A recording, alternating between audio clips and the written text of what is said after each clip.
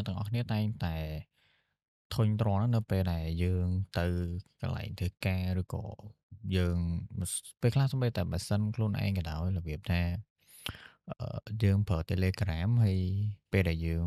បើក file អីមួយអញ្ចឹងទៅវាតែងតែ save ចូលក្នុង Telegram desktop អីចឹងទៅប៉ុន្តែកាលហ្នឹងខ្ញុំចង់បង្ហាញអំពីរបៀបនៃការយើងបិទកុំឲ្យវា save ទៅក្នុង Telegram desktop ហ្នឹងណាជាពិសេសសម្រាប់ម៉ាស៊ីនយើងធ្វើការអញ្ចឹងធម្មតាវាមានឆាតខ្លះយើងអត់ចង់ឲ្យវាអឺ file ខ្លះអត់ចង់ឲ្យវានៅក្នុង Telegram desktop ហ្នឹងអញ្ចឹងដំបូងគឺយើងទៅបើក Telegram មកហើយយើងទៅ setting ហើយបន្ទាប់ពីយើងទៅ setting ហើយយើងទៅកាន់ advance ហើយ advance ហើយយើងដូរនេះ download pad ចឹងដល់ពេលយើង download pad យើងធម្មតា default វាគឺវាទៅតែ full pad download ហ្នឹងឯងហើយយើងដូរវាទៅប្រើ temporary folder មក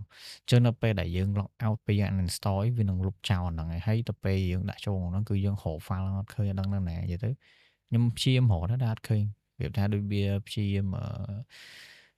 អត់ដឹងដែរវាថាវា encrypt ឬក៏វាមិនចឹងយើងមិនអត់ដឹងតើស្រាវជ្រាវថែមទៀតអាហ្នឹងចឹងដល់ពេលយើង save ហើយ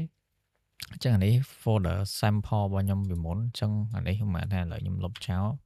អញ្ចឹងនៅពេលដែលខ្ញុំ download សារថ្មីគឺវានឹងលែងចូលមកនៅក្នុង Telegram desktop ហ្នឹងទៀតឯងវាលែងមកហើយអញ្ចឹងវាអត់ចូលមកហ្នឹងវាដោះស្រាយបញ្ហាហ្នឹងបានតែពិតខ្ញុំមានបញ្ហាហ្នឹងយូរដែរតែខ្ញុំមិនដែលចាប់អារម្មណ៍មើល function នឹងនៅក្នុង Telegram ទៅចាប់អារម្មណ៍ទៅក៏ធ្វើវីដេអូហ្នឹង share ឲ្យអ្នកទាំងអស់គ្នាមើលអរគុណច្រើន